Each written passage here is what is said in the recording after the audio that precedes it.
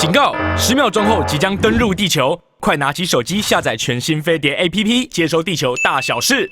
一同爱自己，我们今天要来聊聊一个非常令人觉得困扰的事情哦。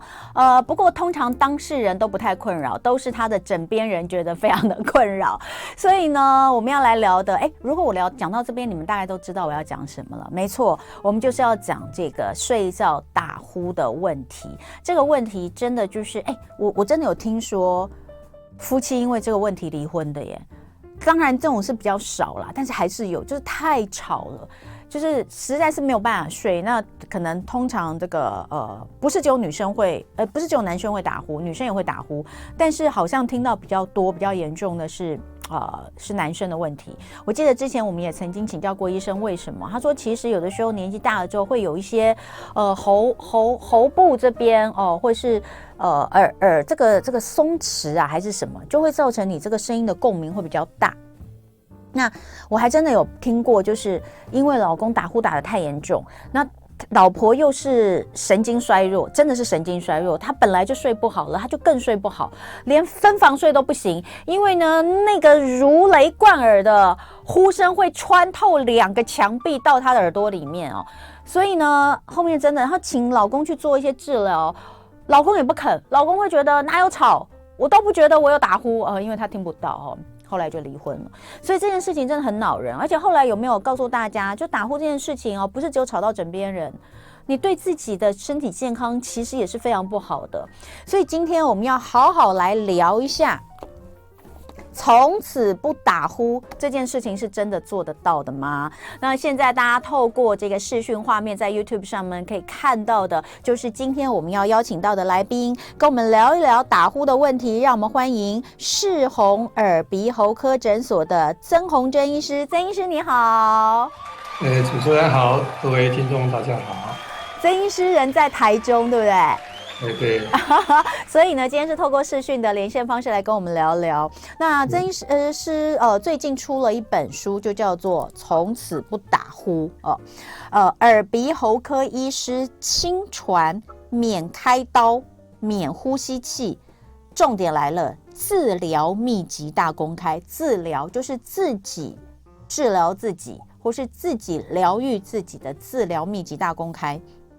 而且据说呢，有非常多的学员都是跟着曾医师或是他的病患都是跟着曾医师学会了不打呼这件事情这真的我觉得非常非常的难所以我先请曾医师来介绍一下自己因为您是耳鼻喉科医师，对不对？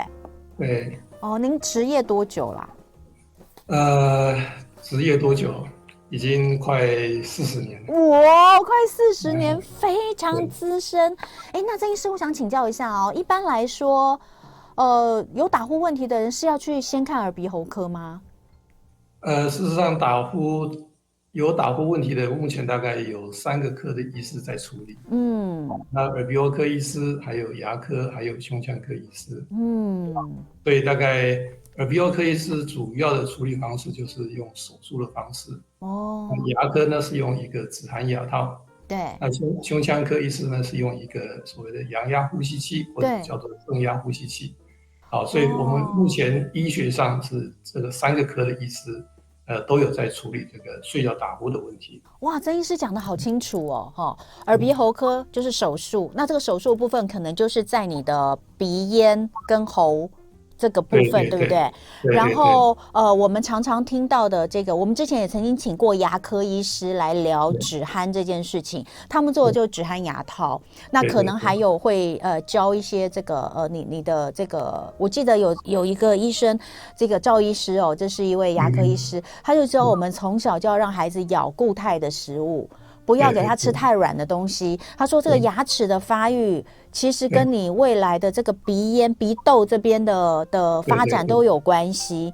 然后再来胸腔科，就是我们比较常听到会去看睡眠，对不对？有一些会去医院睡一个晚上，观察一下自己的睡眠状态，然后可能会带一个这个就是您说阳压呼吸器回家所以这3科都可以看。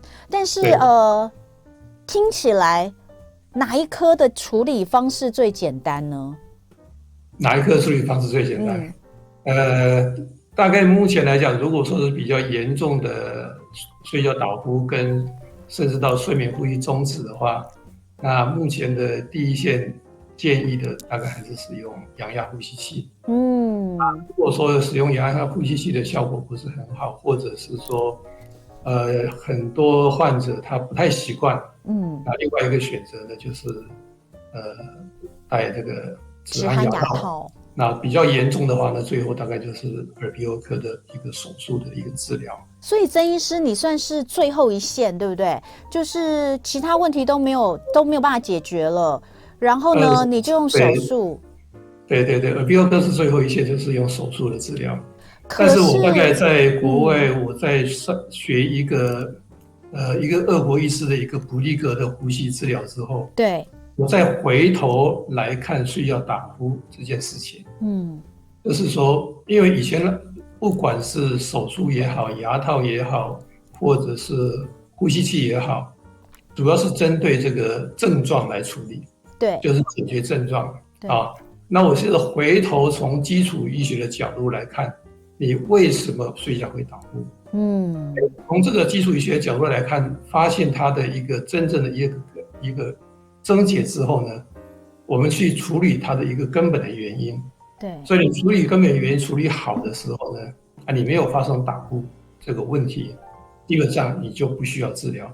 所以我的一个处理法，我是不是用目前的一个所谓的手术牙套或者是呼吸器的方法，而是去寻找它的根本的原因。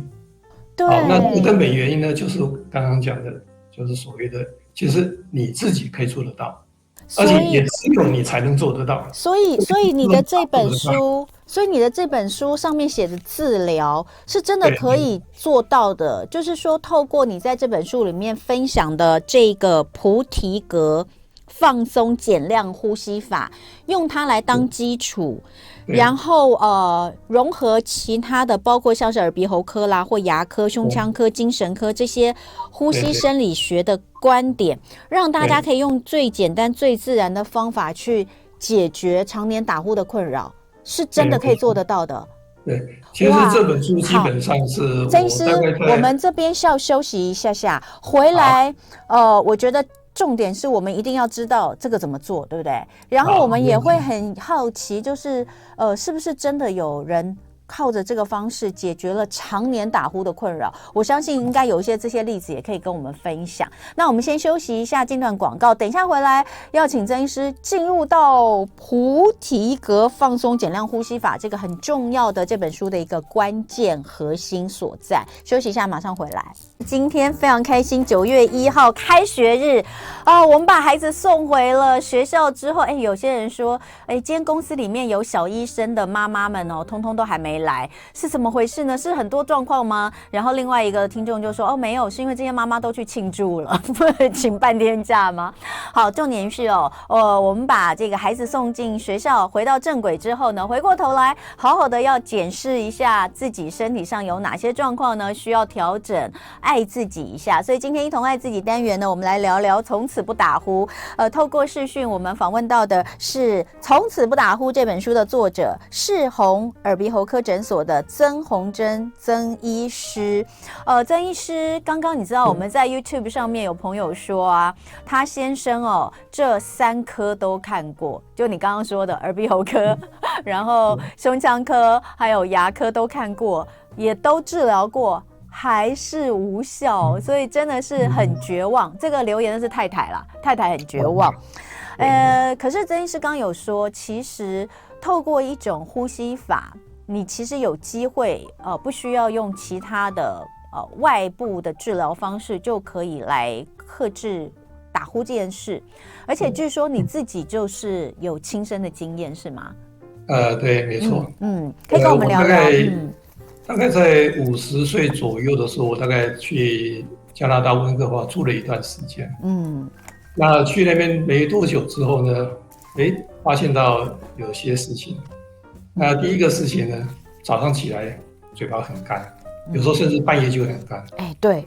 我那时候大概是第一个想是，因为温哥华寒带地方晚上，都会用那个暖气。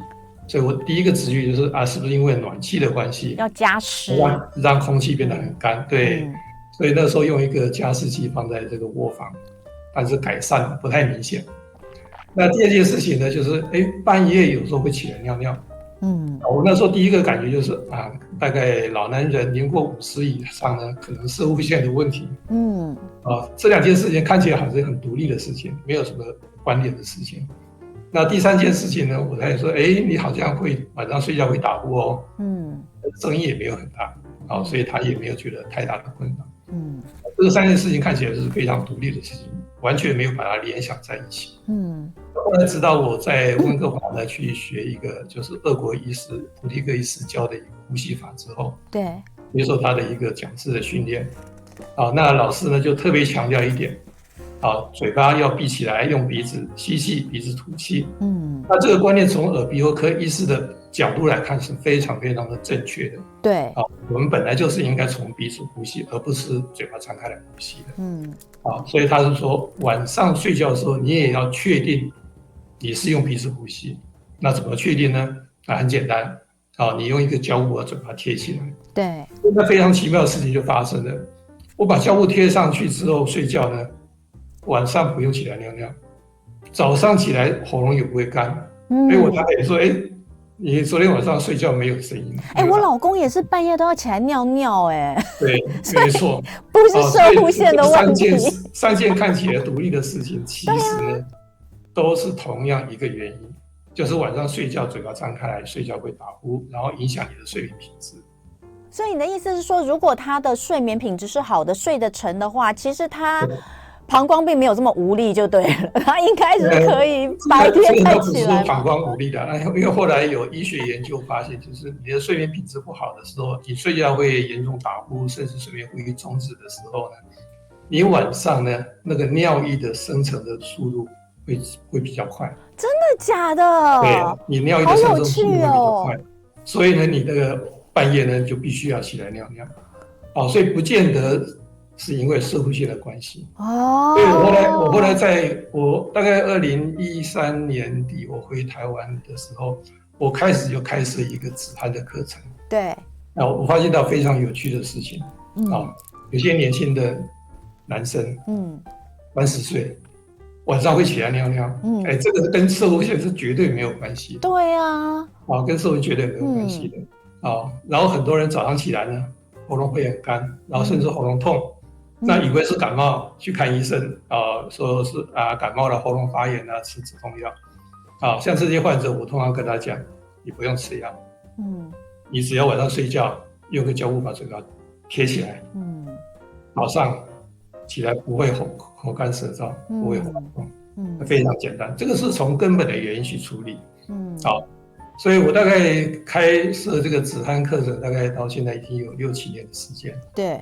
所以这本书基本上就是把我这6、7年的一个授课的经验跟学院的反应，很忠实的、毫无藏私的把它写出来。等于让大家呢可以说，不用到台中来上课，你在家里呢，你就可以好好的看。对，因为曾医师他的诊所是在台中，那所以我相信曾医师这段时间在这些年来止鼾课程其实也帮助了不少人哦。你的学员里面什么人都有吗？都有，有男有女男女老少都有。对，年纪最大的70、80岁，年纪最轻的20岁都有。所以都有用吗？都可以改善吗？基本上只要回去有好好练习的，差不多都会改善。哇，所以因为我的处理方法基本上就是我刚刚讲的，我是从根本的原因处理。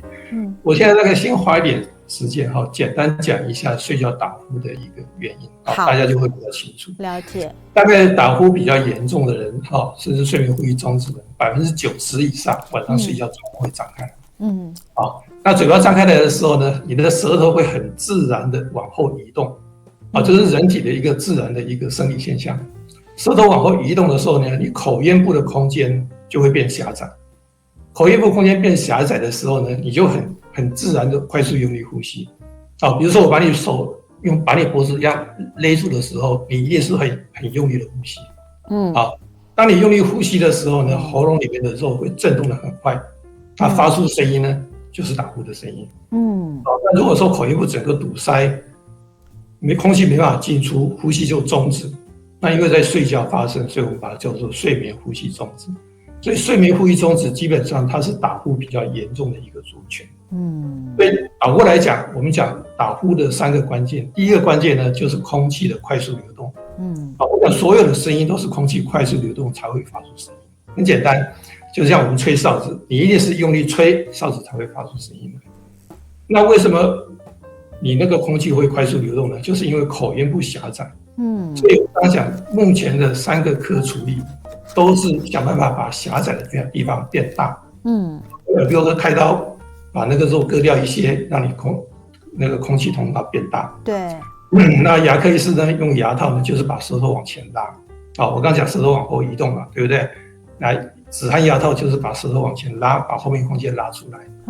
那阳压呼吸器呢，就是不管你哪里堵塞，我用一个正压，一个阳压呢，把空气打进去，就是把空气灌进去，你就不会，对，就不会，就不需要你自己不用呼吸。不管你哪里堵塞，我用阳压把空气打进去。我觉得这样听起来，阳压呼吸器其实蛮恐怖的。久了之后，它会不会失去自我呼吸的能力啊？自我呼吸是不会失去的，但是坦白讲，用起来不是很舒服。所以目前大概全世界的统计，每个国家都差不多，台湾也一样。对。止鼾牙套跟阳压呼吸器的接受度大概都不到一半。就是因为使用起来其实不是很舒服。对。那阳压呼吸器基本上是不管你哪里塞，反正我用一个空气压力把你打进去，对，都可以掌控。是。但是它其实是有点违反我们人的自然的一种生理，因为我们在吸气的时候，我们人自然来讲是呼吸道是一个负压，把空气吸进来。那阳压呼吸器呢，它相反的，它是用一个正压把空气给你灌进去，就好像空气压缩机一样，把你空气灌进去。那这个是目前的一个处理方法，所以我讲说它是叫做症状治疗。对，它就把原来狭窄地方变大。那我呢，我是去想说，你为什么会狭窄？你为什么会狭窄？那狭窄的真正的一个关键在哪里？在舌头，就是舌头的力量不够。力量不够。我们舌头如果说力量够的话，正常来讲，你嘴巴闭起来的时候，舌头应该是很自然的贴到上颚，整个舌头从前到后贴到上颚。如果说你的舌头很自然状况，不用力的状况之下，它能从前到后贴到上颚的话，基本上你的舌头力量是够的。你舌头力量够的话，它就不会造成口咽部的狭窄，那你就不会用力呼吸。那为什么现代人舌头力量会不够？很主要的环节就是现代人很习惯张嘴呼吸，而且都不自觉的张嘴呼吸。因为张嘴呼吸不是要嘴巴张那么大，你只要上下嘴唇稍微分开一点点，分开个0.5公分，这个就是张嘴呼吸。所以你只要嘴唇上下分开一点点，你的舌头就很自然的往后移动。这个人的构造非常非常的巧妙。基本上我讲说3个关键：空气快速流动，舌头肌肉力量，嘴巴要闭起来。这3个做好的话，基本上睡觉打呼，甚至睡眠呼吸终止，你都可以预防它发生。所以没有发生，基本上你就不需要去治疗，你就不需要用开刀、牙套或者呼吸器的方式去治疗它。哇，钟医师讲的好清楚哦！现在大家，我相信听众朋友刚听完这一段，应该都非常的清楚，到底为什么会打呼？那为什么就是要用这些方式去做治疗？那但是就还是有人没有用。刚刚我们有一位朋友不是讲嘛，就说3个科别的他都去看了，然后呢，先生也去做了治疗，但都没有用。那我想应该是，我不知道他的那个耳鼻喉科治疗是不是手术也做了。如果戴了呼吸器，阳压呼吸器怎么会没有用呢？我觉得蛮奇怪，因为我听说有戴的都有用，那不然就是戴不住，因为那个真的不舒服，戴不住。然后他说他也贴过胶布，就是把嘴巴贴起来，但是呢，最后还是她老公战胜了胶布，因为胶布被她撑破了。所以好，我们待会休息一下回来，我们当然就是听完这个原理之后很清楚的知道，那我们待会回来就要学习的是，那到底怎么呼吸？闭上嘴巴听起来很简单，那你说我闭不住就贴胶布，可是就这么简单吗？你贴个胶布就好了吗？有没有其他的练习？如果刚刚我们讲到舌头没有力，我们是不是要练习舌头的力量等等？我们休息一下，待会儿再跟曾医师聊天。大家非常期待我们继续今天生活同乐会一同爱自己的主题，从此不打呼。那么今天我们很开心邀请到的是世宏耳鼻喉科的诊所曾宏征医师。那曾医师丰富30-40年的这个耳鼻喉科的经验，配合到之前呢在国外所学习到的这个很特别的菩提格呼吸法，帮助了非常多人终结了他们的打呼问题。所以呢，他把这6-7年来开设止鼾课程、止呼课程的这些心得写成了这本从此不打呼的书，希望能够分享给更多有这样困扰的人哦。那么刚刚大家听了都觉得非常的兴奋跟期待，在我们 YouTube 上。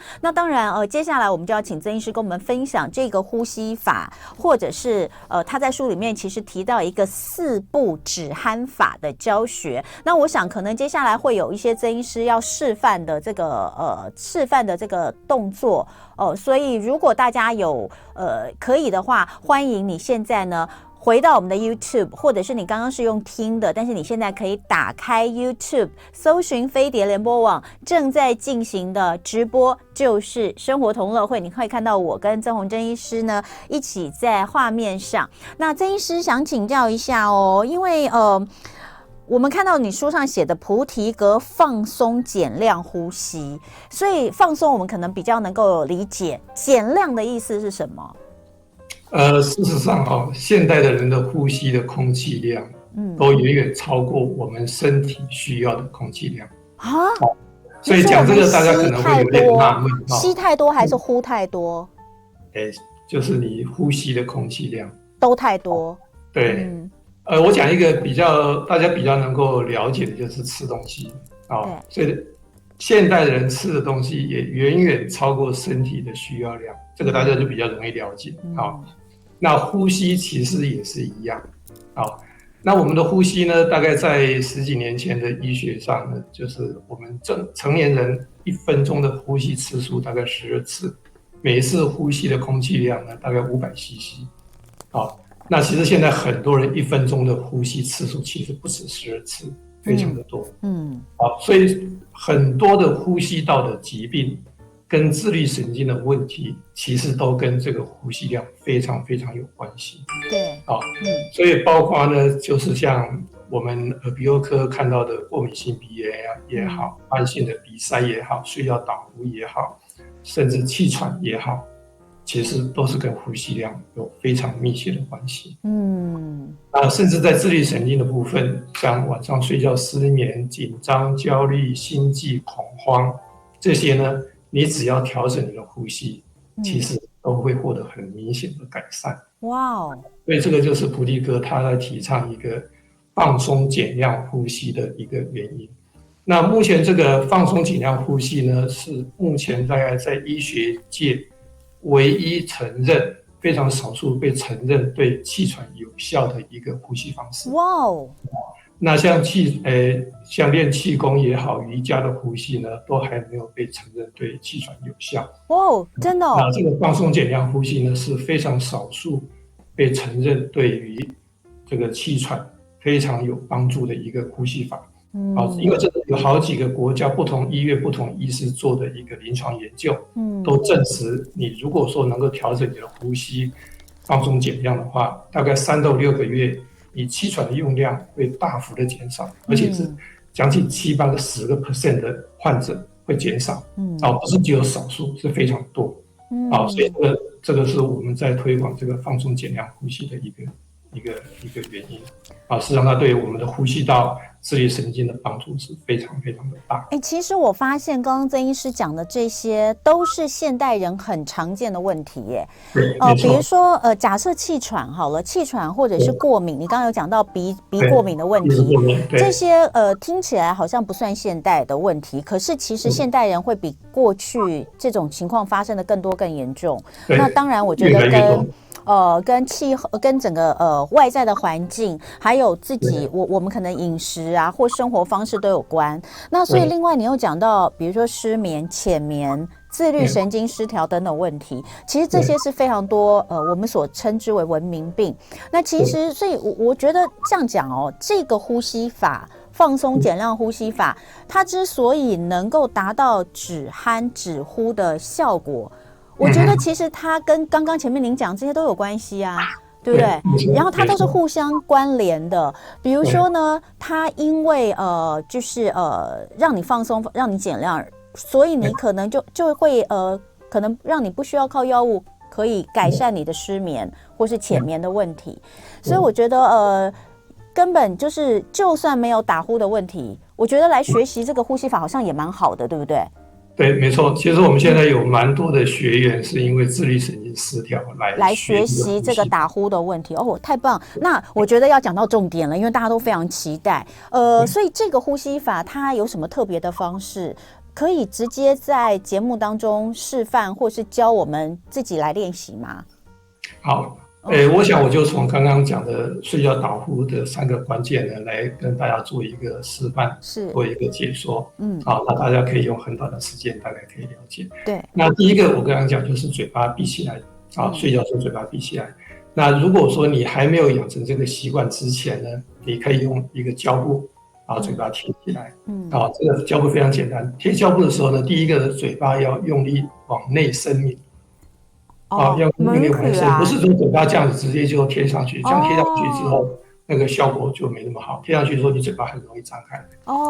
一个就是用力往内伸抿，那伸抿之后呢，用这个一个止鼾胶布呢，由上往下把它贴上去。好，大家可以看一下医生示范。那没有办法看的人呢，我来跟大家讲一下，因为曾医师现在把自己的嘴巴贴起来了，他没有办法讲话。那方式就是你要抿嘴，我们说抿嘴，但是你要深抿，就是抿得很里面，这样，抿更酷之后呢，拿一个胶布由上往下的把它贴住。对，这样不会崩开吗？刚刚有听众讲说，她老公半夜会把它撕掉，她的原因就是因为她非常不习惯嘴巴闭起来。那如果说有这种情况呢，你可以在晚上吃完晚饭以后先贴，就是在你意识清楚的状况之下，先用胶布把嘴巴贴起来，让你开始慢慢习惯嘴巴闭起来，用鼻子呼吸的感觉。那这样的话，你晚上睡觉就比较不会说半夜不习惯，半夜把它撕开来。我觉得应该蛮不习惯的，尤其对于像我这么爱讲话的人，如果还没有睡着的时候就要贴起来的话。对，所以你可以在晚上吃完饭之后，先用大概1-2个钟头时间先练习一下，让身体慢慢去适应一下。那单把嘴巴贴起来这个动作，对打鼾的改善可以到50%。换句话说，如果说打鼾不是很厉害的人，单用胶布把嘴巴贴起来，晚上睡觉就没有什么声音。曾医师，我想请问，那贴的胶布可以用任何的胶布吗？对，我们贴胶布的话，我们大概有3个要考量的因素。对，那我刚刚用这个是我们自己在研发出来的一个胶布。对，就是第一个，它的粘度要够。如果说你贴上去10分钟、20分钟、半个钟头、1个钟头，它就掉的话，那基本上大概没有用。对，没有太大的作用。那第二个呢，就是你早上撕下来的时候不要太痛。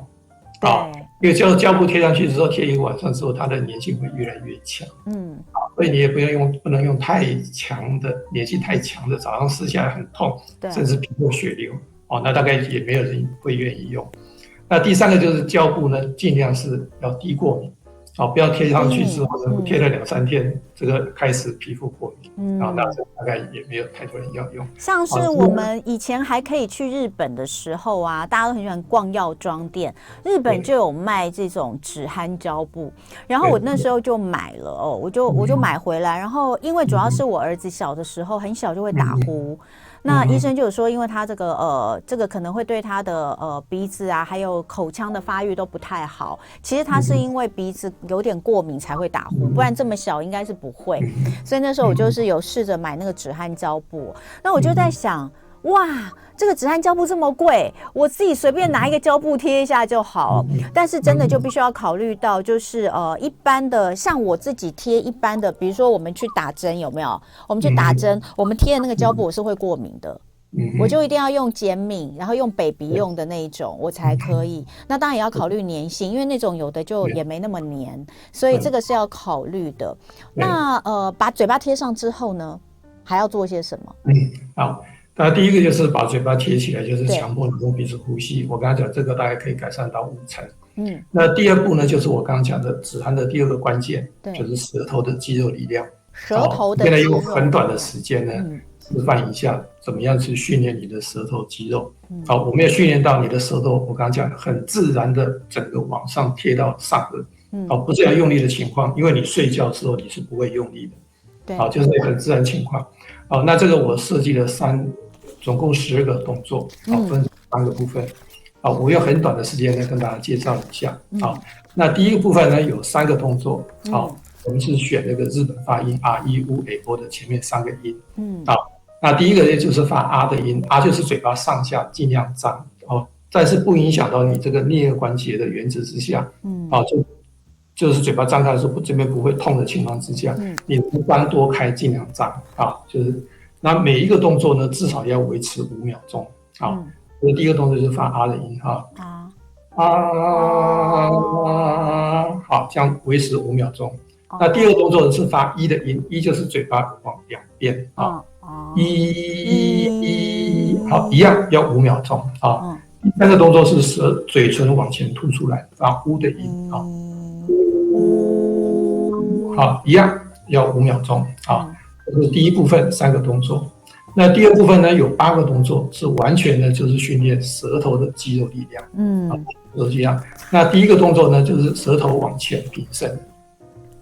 伸很长吗？对，整个舌头往前平伸哈。那这个时候要注意哈，就是舌头伸出来的时候，上下嘴唇要把舌头夹住。这点是我非常强调的啊，因为一般的医院在训练舌头动作的时候呢，它只是嘴巴张开来，舌头伸出来，就像这样。张嘴。但是呢，我比较强调就是上下嘴唇也把舌头夹住啊，因为这个时候呢，从我们生理解剖的角度来看，这个时候你训练舌头的肌肉力量是比较好的。我觉得好酸哦，我的舌头。对，因为这些肌肉平常大家其实很少。你们试试看，你们现在没事，你就试一下，把舌头吐出来，往前伸得很长，伸到最长，然后可是你的嘴巴不能张开哦，你的嘴巴是要把你的舌头闭起来夹住的。其实舌根的地方会酸呢。对，没错啊。这是第一个，就是舌头往前平伸啊，一样要5秒钟啊。那第二个呢，舌头往你的右边嘴角。右边嘴角也是伸出去吗？也要伸出去？对，一样伸出去。然后嘴巴也要闭起来吗？对，嘴唇一样闭着。好难哦，我闭不住。然后第3个呢，回到中间。好，一样5秒钟，然后再过来你的左边嘴角，一样5秒钟。好，然后呢再回到中间。好，然后再过来，舌头沿着你的下嘴唇往下，沿着下嘴唇往下伸。但是也要闭起来哦。我们通常做这个动作的时候，嘴巴会张开，对，有点难闭，所以要试看。然后再过来回到中间，好，最后呢，沿着上嘴唇上去。这个动作我以前真的有看过，我朋友他是可以舔到鼻尖的。我真的觉得太神奇了，怎么可能有人的舌头可以舔到鼻尖？那他的舌头的肌肉力量真的蛮好的。这个其实也是一个重点就是你舌头出来的长短，不表示你真正训练到你的舌头的肌肉力量。有些人是轻轻一伸可以很长，有些人使劲吃奶的力量，它其实伸出来一点点而已。所以舌头伸出来长短，不代表说你的舌头肌肉力量是很好。好，我们舌头运动在这边要先暂停一下，大家可以试着先做看哦。刚刚的这几个动作做完之后，你会觉得你的舌根真的很酸，但这就是有训练到我们舌头的这个肌肉它的力量。那先大家这个给你们点时间哦，2分钟的时间先练习一下。等一下回来呢，我们再进入到下一个步骤。在在刚刚的2分钟广告时间，你们有没有认真的做你们的舌头运动啊？有没有觉得舌根非常的酸？我们有些朋友分享说，他发现啊，往上升，就是舌头往上去想办法要顶鼻尖的那个动作，最难的是闭下嘴唇。然后呢，我也觉得，就是你舌头要往下伸，最难的是要闭上嘴唇，所以真的是有一些难度的。然后我现在觉得，而且我做到后面觉得好喘呢，曾医师，怎么会舌头在面运动也会觉得喘呢？一定是因为我没有顺利的呼吸，对不对？不是，这是不习惯，就是平常这个肌肉比较少在真的哦，对，所以来上课的几乎第一次上课几乎没有人不觉得酸的。因为平常这个肌肉比较少用到酸，然后你要记得哦，如果你平常是习惯有的时候会用嘴巴呼吸的，那你在这个过程当中你会觉得喘，可能就是因为你鼻子没有在呼吸哦，还是要继续呼吸哦，不要闭气。那曾医师在止鼾，因为总共有12个止鼾舌头操，对不对？对，那刚刚讲这8个动作除了上下嘴唇要闭起来之外，另外还有一个重点就是你舌头伸出来的时候，舌头的下方就是我们所谓舌系带的部分呢，你一定要感觉有拉紧的感觉，有，这样你才有训练到你的舌头的肌肉力量。对，有，对，这个很重要啊。是。那我讲说第3个部分只有一个动作非常重要这是一个关键动作。对，那这个动作呢，就是你嘴巴闭起来呢，我们牙齿的外面就是嘴唇所以你的舌头从里面到外面舌头呢从里面到外面就是要碰到这个牙齿跟嘴唇这个凹沟，然后360度的绕圈你连续顺时钟的绕5圈第2次做的时候连续逆时钟的绕5圈。用牙齿刷牙的概念吗？用舌头刷牙。对，我做一次大家看一下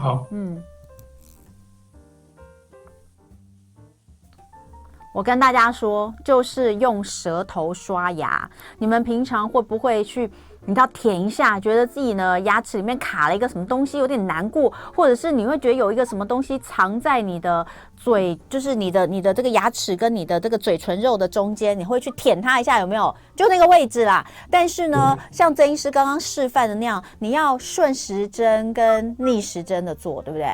对，就是顺时钟做5圈第2次做逆时钟做5圈。那做这个动作的时候一样嘴唇不要张开来，这个非常重要然后绕1圈呢大概10秒钟所以不要太快，太快肌肉力量训练不起来总共12个动作。那这个12个动作如果做到的话，你的睡觉打呼呢可以改善到80%。哇！嘴巴闭起来大概50%那这个肌肉力量训练好的话可以到80%那另外还有一些人，少数人呢，他就是因为他已经很习惯的大量呼吸那这个时候呢，我们会建议呢，再训练我刚刚讲的菩提格的放松减量呼吸那放松减量呼吸的原则呢，大概第一个基本上就是嘴巴闭起来，用鼻子呼吸，这个非常的重要那第二个呢，呼吸的方式呢，尽量用所谓的横膈膜的呼吸方式，就是一般讲的腹式呼吸，丹田也就是腹式呼吸。但是我们不是强调要做深呼吸我们反而是强调我们呼吸的时候4个字叫做静细慢匀。静就是很安静，你呼吸的声音呢，连你自己都听不到你在呼吸，这非常重要那第2个细呢，就是呼吸很轻柔第3个慢呢，就是呼吸速度不要太快。那最后一个匀呢，就是呼吸很规律那这个匀对于自律神经的放松是非常非常的重要这个4个字做到静细慢匀，基本上你的呼吸呢就可以做到比较轻柔缓慢那这个就是对应到我刚刚讲的打呼的第1个关键，空气的快速流动所以你只要呼吸的静细慢匀呢，你呼吸速度没有很快的时候，基本上你就不会产生声音出来哇，其实这样听起来我觉得曾医师教的这些治疗自己治疗自己打呼的，或者是希望能够帮助我们睡眠比较好的这些方法，其实真的都很简单，就是它不是非常难做到，但重点就是你要持续的去做它。那刚刚在曾医师这个在继续后来讲解的时候呢，我就试着用我的舌头去刷牙我发现呢3圈，你慢慢的3圈，舌头就好酸好酸没错，真的，你们等一下试试看，这个动作呢就不用吐舌头，你在那个坐在办公室真的就可以做了，对不对？对对，甚至你搭捷运逛百货公司都可以做，都可以做。左边顺时针5圈，然后再逆时针5圈。这个动作真的会让你的舌头非常的酸哦。然后呢，配合上这个菩提格这个呼吸法，就是一种做到轻柔的呼吸。那这样子大概平均要多久的？如果我们这个照着曾医师这12个舌头操，然后把嘴巴贴起来睡觉，然后呢，还有刚刚所说的，我们练习这个呼吸，我们大概要多少时间可以看到这个止呼效果的改善？这个时间其实不太一定，就是看每个人的情况。那如果说你原来的习惯不是很好的时候，那肌肉力量也很差，睡觉打呼很严重，甚至到比较严重的睡眠呼吸中止，那你可能会需要半年、1年的时间。那你如果说你的不是很严重，我刚刚讲，甚至你只要贴上胶布，当天晚上你就不会打呼了。那如果说你的舌头肌肉力量也不是很差，你可能1-2个礼拜，你就可以很明显的看到这个改善的情况。那如果说比较轻度的睡眠呼吸中止呢，我们有些学员他大概1-2个月的时间，他睡眠呼吸中止打呼大概就改善。太棒了，大家一起基本上就是加看油吧！每个人原来的情况跟你练习的情况。对，好，非常谢谢曾宏珍医师哦，也是《从此不打呼》这本书的作者。那我也跟大家推荐，当然这个书里面除了刚刚介绍的这些运动，还有一些观念之外，后面其实也提到了很多，包括像是你日常生活要注意的地方，比如说像是你进食的时候要怎么呼吸啦，然后最好不要露齿笑啦，还有为什么现在人鼻炎这么严重，以及你运动时要怎么呼吸。我觉得这些其实在书的这个后半部这些都是非常非常好的观念跟练习，对我们日常生活，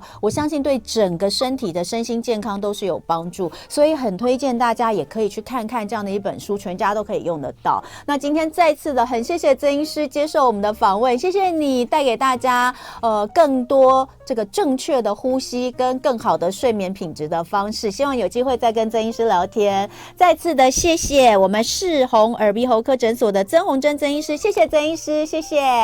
好，谢谢。